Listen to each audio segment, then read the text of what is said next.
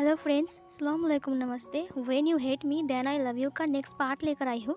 तो चलिए स्टार्ट करते हैं आज के न्यू पार्ट को। तो हमने उस पार्ट में देखा था कि वांग जी ने विंग को अपना लव कन्फेस कर दिया था और विंग ने भी वांग जी का लव एक्सेप्ट कर लिया था। वो दोनों घर आ गए थे और अपना रोमांस स्टार्ट कर दिया था उन लोगों ने। और फिर तभी लाइट्स को कोई ऑन कर देता है। जैसे ही वो लोग पीछे मुड़ता है, वहाँ पर चैंग था। चैंग कॉल में सिचैन के साथ बात कर रहा था। वो बात करते करते जब रुक गया तो सिचैन ने पूछा, क्या हुआ चैंग, तुम रुक क्यों गए? आचिंग, तुम्हें क्या हुआ है? चैंग ने कहा, ये आवाज़ सुनकर मैं नीचे आया, लेकिन यहाँ तो। तभी सिचैन ने पूछा, वहाँ पर क्या? विंग और वांग जी चैंग की तरफ देख रहे थे। वांग जी तो थर थर काँप रहा था बेचारा, और चैंग उन दोनों को देख कर हाँ करके अपनी आंखें भरी भरी करके खड़ा था। चैंग ने कहा, कुछ नहीं, बिल्ली थी यहाँ पर। ये सुनने के बाद से चैंग ने कहा, बिल्ली आवाज़ कर रही थी? चैंग ने कहा, हाँ, दो बिल्ली हैं यहाँ पर, वो दोनों आवाज़ कर रहे थे, तो मैंने देखने के लिए आया, लाइट्स ऑन किया। तभी से चैन ने कहा, ये तुम क्या बात कर रही हो, मुझे कुछ समझ में नहीं आ रहा है। तो चैन ने कहा, कुछ नहीं तो कुछ भी नहीं, मैंने कुछ नहीं देखा, मैंने तो कुछ नहीं देखा। ऐसे चैन, हेलो, तुम्हें सुनाई दे रहा है? तो चैन ने कहा, तुम किससे बात कर रहे हो? चैंग ने कहा, अब तुमसे बात कर रहा हूँ, तुमसे। सिचैन ने कहा, और वो बिल्लिया का क्या कर रही है? सिचैन की बात सुनकर चैंग ने कहा, कुछ भी तो नहीं कर रही है। और फिर वो विंग और वांग जी की तरफ देखा। वांग जी और विंग भी चुपचाप खा रहे थे और चैंग को ही देख रहे थे। चैंग ने कहा, गुड नाइट, और फिर वो चला गया। सिचैन ने कहा, तुम मुझे गुड नाइट बोल रहे हो अभी से ही? तुम मेरे साथ बात नहीं करोगे थोड़ी देर? सिचैन की बात सुनकर चैंग ने कहा, तुम्हें नहीं कहा, बिल्लियों को कहा। तभी सिचैन ने कहा, तुम बिल्लियों को कब से गुड नाइट बोलने लग गए? चैंग ने कहा, मैं तो बस ऐसे ही बोला, तुम भी ना। और फिर वो कमरे में चला गया। इधर वांग जी को शर्म आ रहा था बहुत ज़्यादा, क्योंकि सिचैन ने उन दोनों को इस हालत में देख लिया है। विंग वांग जी की तरफ मुड़ता है। वांग जी ने कहा, तुम कितने सिमलेस हो, तुम्हें कोई हिसाब नहीं है क्या? क्या तुम भूल गए हो कि घर में चैंग है, हमारे अलावा भी? विंग ने कहा, गलती हो गई, मुझे तो याद ही नहीं था कि वो यहाँ पर आ चुका है। और फिर वो वांग जी की तरफ देखा। वांग जी ने कहा, तुम्हारा कुछ नहीं होगा। विंग ने कहा, बहुत कुछ होगा। और फिर वो वांग जी को अपनी बाह में उठा लेता है। वांग जी ने कहा, मुझे नीचे उतारो, तुम पागल हो क्या? मैंने कहा ना चैंग है। तभी विंग ने कहा, चैंग है तो क्या हुआ, हम अपने रूम में जा रहे हैं ना, वैसे भी हमारे रूम में थोड़ी ना चैंग है। और फिर वो वांग जी को रूम में ले जाता है। रूम में ले जाने के बाद वो वांग जी को बेड के ऊपर पटक देता है और उसके बाद वो जाकर दरवाजे को धड़ाम से बंद कर देता है। विंग का रूम साउंड प्रूफ था, इसीलिए वो दोनों बिल्कुल भी टेंशन नहीं कर रहे थे कि आवाज़ चैंग को सुनाई देगा। तो विंग तुरंत आकर वांग जी के ऊपर उठ गया। उसने कहा, लंजा, तुम्हें पता है मेरा रूम साउंड प्रूफ है, इसीलिए हम जितना भी चिल्लाए शोर मचाए चैंग को कुछ सुनाई नहीं देगा। कितनी अच्छी बात है ना? वांग जी ने कहा, मुझे शर्म आ रहा है, तुम्हें पता है चैंग हमें किस तरह से घूर रहा था? विंग ने कहा, अब शर्माओ भी मत, वैसे भी उसकी भी शादी होने वाली है, वैसे ये सब देखना अच्छी बात है, वो भी थोड़ा सीख जाएगा, है ना? वांग जी ने कहा, तुम कितने गंदे भाई हो। और फिर विंग एक इबल स्माइल करता है और उसने कहा, मैं बहुत गंदा हूँ, तुम्हें दिखाऊं? और फिर तुरंत वो वांग जी के लिप्स को कैप्चर कर लेता है। फिर वो वांग जी के लिप्स पर पैशनेटली किस करने लगता है। वांग जी भी धीरे धीरे उसका किस का रिस्पॉन्स करने लगता है। वो भी उसे किस बैक करता है, वो उसे अच्छे से हग करता है। विंग वांग जी की शर्ट के सारे बटन को भी खोल देता है और उसकी स्किन को भी टच करता है, जिसकी वजह से वांग जी किस करते हुए ज़ोर ज़ोर से गहरी गहरी सांसें भरने लगता है। इधर विंग उसकी पूरी स्किन को टच करता है और उसकी नेक को सक करने लगा। वांग जी गहरी गहरी सांसें भर रहा था। तभी विंग का फ़ोन बजने लगता है। विंग का फ़ोन रिंग हो रहा था, लेकिन विंग बिल्कुल वांग जी पे खोया हुआ था। वांग जी को सुनाई दिया कि विंग की फ़ोन रिंग हो रहा है, जो पॉकेट में है विंग की। विंग ने भी अपनी शर्ट को उतारना स्टार्ट कर दिया। वो वांग जी की तरफ देख रहा था। कॉल जो आया था विंग के पास, फ़ोन वो रिंग होते हुए कट गया। वांग जी ने नोटिस किया। शायद वांग जी को लगा कि ये उसका वहम भी हो सकता है, क्योंकि उसे भी अच्छे से सुनाई नहीं दिया था। फिर विंग अपने शर्ट को भी उतार देता है और फिर वो फिर से वांग जी के ऊपर आता है और फिर से उसके नेक को लिक करने लगता है, सक करने लगता है, बाइट करने लगता है और उसके पूरे नेक को छोटे छोटे किस करने लगता है। और फिर से विंग का कॉल आता है। वांग जी जब देखता है कि फिर से उसे वही साउंड सुनाई दे रहा है, तो वो तुरंत विंग की पॉकेट की तरफ देखता है। वो देखता है कि हाँ, सच में विंग का कॉल आया है। वांग जी ने कहा, विंग, विंग रुको। तभी विंग रुक जाता है। विंग ने कहा, क्या हुआ लंजा? तभी वांग जी ने कहा, विंग, तुम्हारा कॉल आया है। विंग ने कहा, कॉल और फिर तभी कॉल कट हो जाता है। वांग जी ने जब देखा कॉल कट हो गया तो विंग ने कहा शायद इम्पोर्टेंट नहीं है, और फिर से वो वांग जी के नेक को सक करने लगता है, अपने नोज़ को रब करने लगता है, फिर से उसकी लिप्स पर किस करने लगता है, और फिर से विंग का कॉल आता है। विंग का कॉल फिर से विंग का फ़ोन रिंग होने लगता है। तो वांग जी ने कहा, विंग तुम्हारा फ़ोन फिर से बज रहा है, उसे उठाओ, कॉल का अटेंड करो, कोई इंपॉर्टेंट कॉल होगा। तो विंग ने कहा कोई इंपॉर्टेंट कॉल नहीं है, और वो फिर से वांग जी को किस करने लगा। वांग जी उसे किस बैक करते हुए कहा, विंग कॉल उठाओ, हो सकता है कि कोई इंपॉर्टेंट कॉल है। विंग ने कहा ठीक है, और फिर विंग कॉल को उठाने के लिए पॉकेट से फ़ोन को बाहर निकालता है। वो देखता है कि उसकी मॉम ने कॉल किया है। विंग उसका कॉल देखकर गुस्सा हो जाता है। उसने कहा फिर से, और फिर विंग उस फ़ोन को बेड के ऊपर फेंक देता है, और फिर वो वांग जी के ऊपर आता है और वो वांग जी की बेली पर किस करने लगता है, उसकी टमी पर किस करता है, उसकी बेली बटन के साथ खेलता है, और फिर से विंग का कॉल रिंग होता है। विंग को गुस्सा आ गया था। विंग ने उस कॉल को इग्नोर किया, उसने कॉल को नहीं उठाया। विंग वांग जी की पूरी बॉडी पर किस कर रहा था, लब बाइट छोड़ रहा था। वांग जी ने कहा, विंग तुम्हारा कॉल बार बार आ रहा है, हो सकता है कि मॉम को कुछ ज़रूरी काम है, तुम ऐसे इग्नोर नहीं कर सकते उनकी कॉल को। विंग ने कहा, मुझे पता है कि वो कैसी बातें करेंगे, वही बोलेंगे ना कि वापस आ जाओ, लेकिन मैं उनकी कॉल अभी नहीं उठाने वाला, मैं अभी दूसरे मूड में हूँ, प्लीज़ मेरा मूड ख़राब मत करो वांग जी। और ये बोलकर वो फिर से वांग जी के निप्पल्स के साथ खेलने लगता है, उसके निप्पल्स को स्क्वीज करता है, पिंच करता है, लिक करता है, बाइट करता है, सक करता है।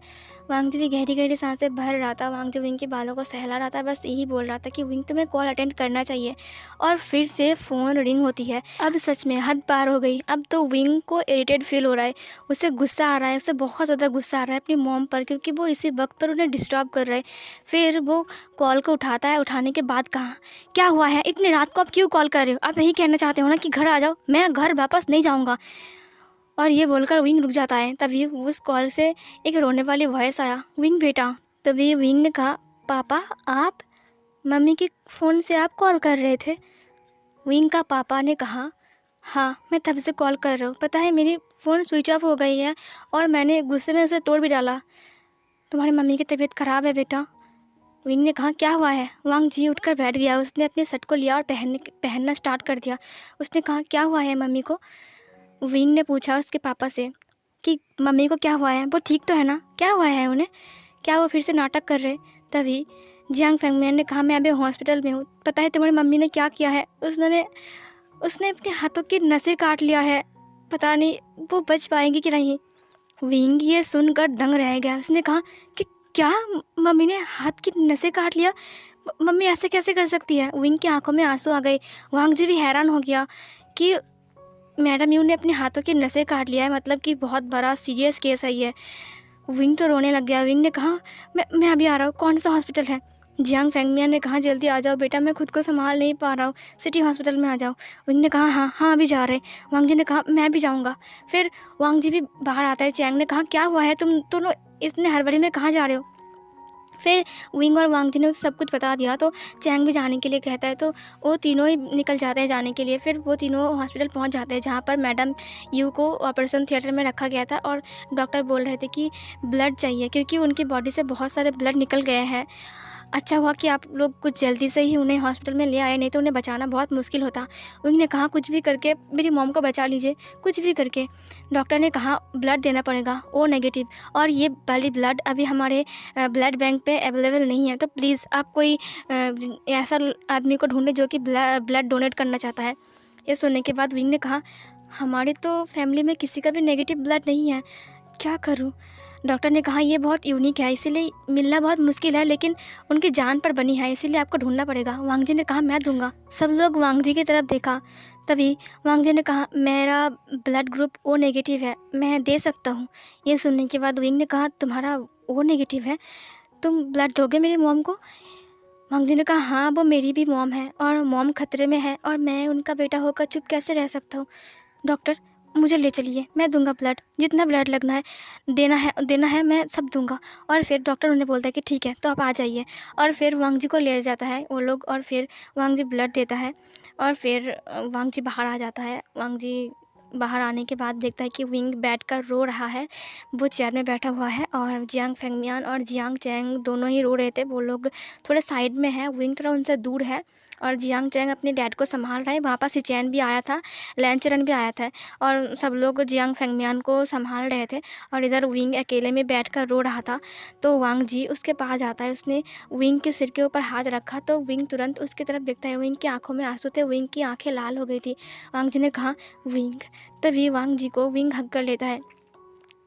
विंग का सिर वांग जी के चेस्ट के ऊपर था। वांग जी ने भी विंग के सिर को कस के पकड़ा। उसने कहा शांत हो जाओ विंग। विंग जोर जोर से रोने लगा। विंग ने कहा ये सब कुछ मेरी वजह से हुआ है, ये सब कुछ मेरे वजह से हुआ लंजा। अगर मैं तुम्हें लेकर वहाँ से नहीं आता तो मम्मी ऐसा कभी नहीं करती।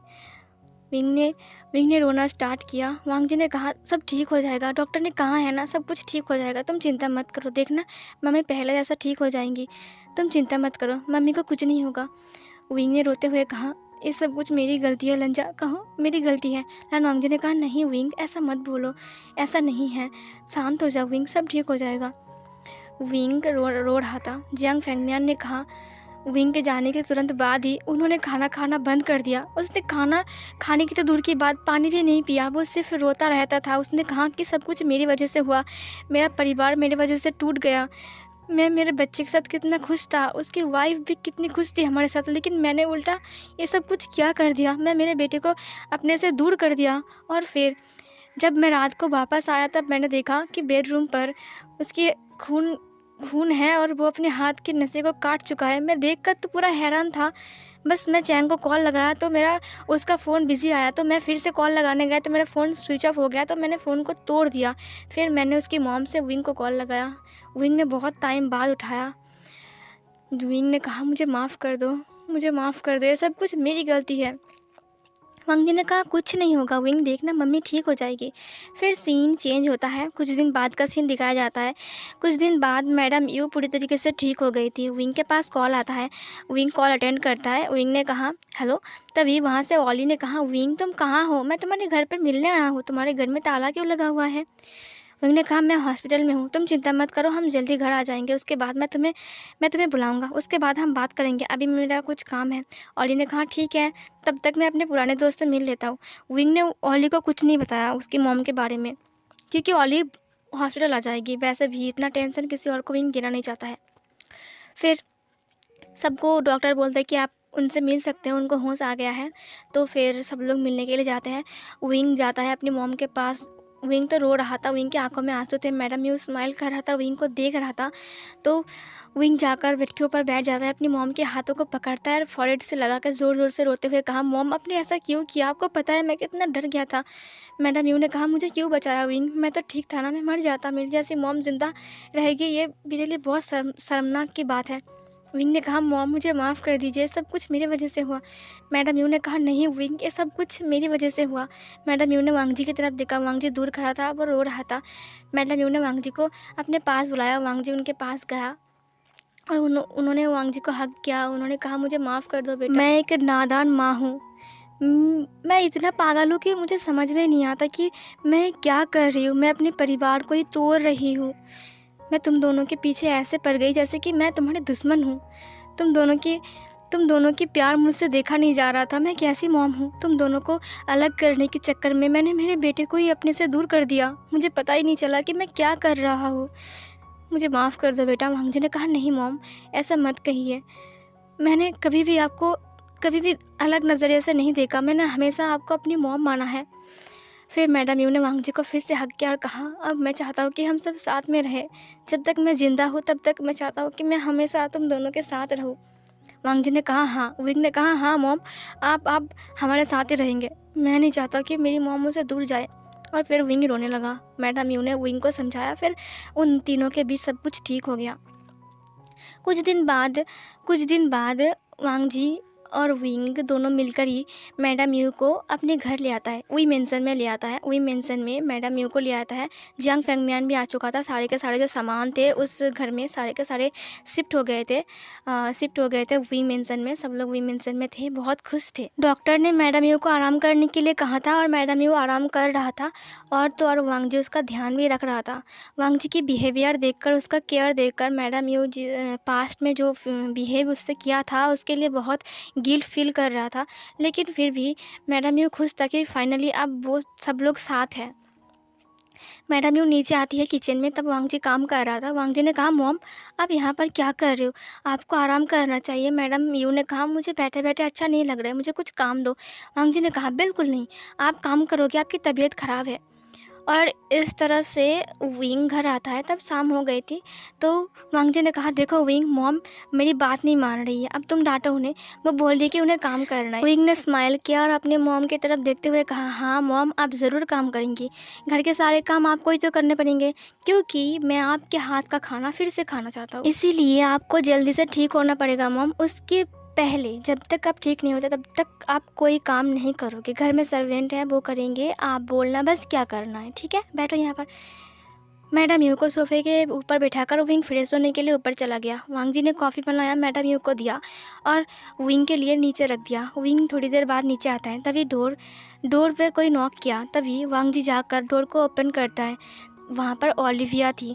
ओलिविया को देखकर वांग जी बोलते कि हेलो, गुड इवनिंग। तभी ओलिविया ने कहा, मतलब कि ओली ने कहा, अरे वांग जी, तुम यहाँ भी?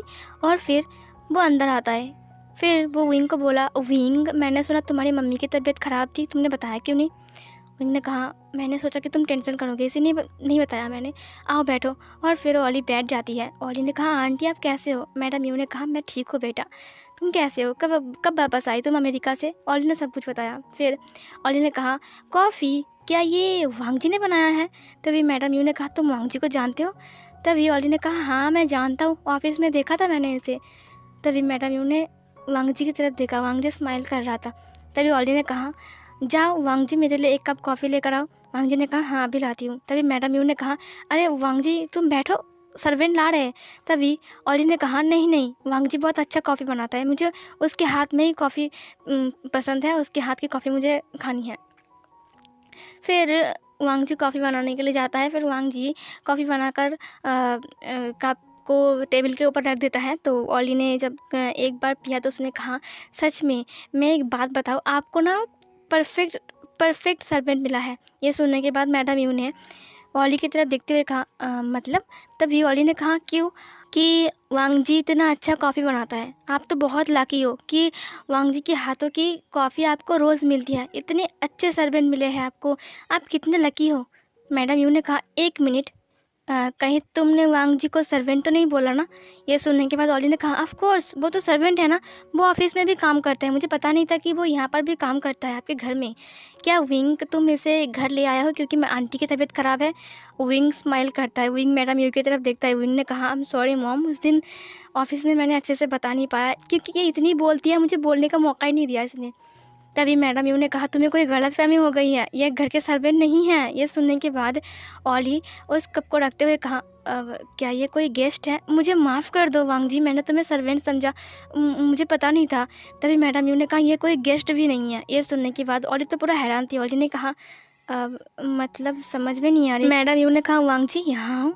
फिर वांग जी मैडम यू के पास जाता है और फिर वांग जी को बिठाते हुए मैडम यू ने कहा, ये मेरा बेटे का वाइफ है, विंग का वाइफ, लान वांग जी, लैनजन।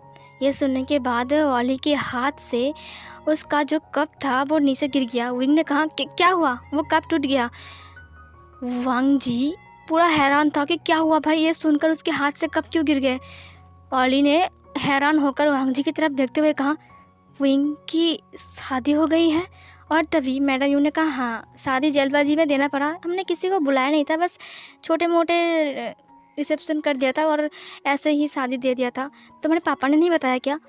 ओली ने वांग जी की तरफ देखा और एक बार विंग की तरफ देखा। विंग की नज़र नीचे की तरफ था और वो हंस रहा था। तभी वहाँ पर एक सर्वेंट आता है और उस कप को उठाता है और वो जगह को क्लीन करता है। ओली तो पूरा हैरान था, ऐसा लग रहा था कि उसका दिल टूट गया उसका फेस देखकर। वो वांग जी की तरफ देखते हुए कहा, क्या सच में तुम विंग की वाइफ हो? विंग ने कहा, ओली अब मजाक मत करो, ये मेरी वाइफ है और मैं इसका हस्बैंड हूँ और हम दोनों की शादी हो गई है। अब तो सॉरी ओली, मुझे माफ़ कर दो, बट हमारी शादी हो गई थी, मैंने तुम्हें बता नहीं पाया, लेकिन हमारी शादी अब जल्दी से 1 साल की हो जाएगी। हमारी एनिवर्सरी आने वाली है ना वांग जी? वांग जी ने अपने सिर को हाँ में हिलाया। फिर ओली ने कहा, क्या? फिर विंग ने कहा, हाँ, हमारी एनिवर्सरी अब सामने आ ही रही है, तुम चिंता मत करो, हमारे एनिवर्सरी में अगर हम पार्टी रखेंगे तो तुम्हें ज़रूर बुलाएंगे हम। हमें माफ़ कर दो कि पार्टी में तुम्हें बुला नहीं पाया, क्योंकि तुम थे ही नहीं, तुम अमेरिका में थे। लेकिन ओली तो कुछ भी नहीं बोलता है। ओली बोलता है कि मेरा कुछ काम है, मुझे अभी जाना पड़ेगा। और ये बोलकर ओली उठ जाती है। विंग ने कहा, देखा तुम डॉक्टर बन गए हो ना, अब तो डॉक्टर बन गए हो, अब तो टाइम ही नहीं मिलेगा तुम्हें। ओली कुछ भी नहीं बोलता है, चुपचाप चला जाता है। ओली बाहर जाकर बहुत रोता है। ओली रो रहा था, ओली बैठ कर रो रहा था। ओली ने कहा, उस मेल ओमेगा में ऐसा क्या है कि विंग ने उससे शादी कर लिया। फिर सीन चेंज होता है, हमें अगले दिन का सीन दिखाया जाता है। विंग ऑफिस गया था और वांग जी अब मैडम यू के पास ही रहता है, रात में भी रहता है, दिन में भी रहता है। मैडम यू अब पूरी तरीके से ठीक हो गई थी। अब 2 दिन और बीत गए थे। फिर विंग ऑफिस गया था तो शाम को वो घर आता है। शाम को जब घर आता है तो लाइट्स वगैरह सब कुछ ऑफ थे। और फिर तभी चैंग लाइट्स को ऑन करता है और बोलता है कि वेलकम होम। ये सुनने के बाद विंग चारों ओर देखता है। उसने देखा कि चारों ओर फूल वगैरह लगे हुए हैं। तो विंग ने कहा, क्या बात है चैंग, तुमने शादी का प्लान बना लिया क्या अभी से? चैंग ने कहा, नहीं, तुम्हारे लिए एक सरप्राइज़ है, चलो मेरे साथ। तभी मैडम यू ने कहा, छोड़ो, मैं ले जाऊंगा। और फिर मैडम यू विंग के हाथ को पकड़ता है और उन्होंने कहा, चलो विंग, आज मेरे बच्चे को मैं रूम तक छोड़ दूंगा। और फिर वो विंग को घर के अंदर ले जाता है।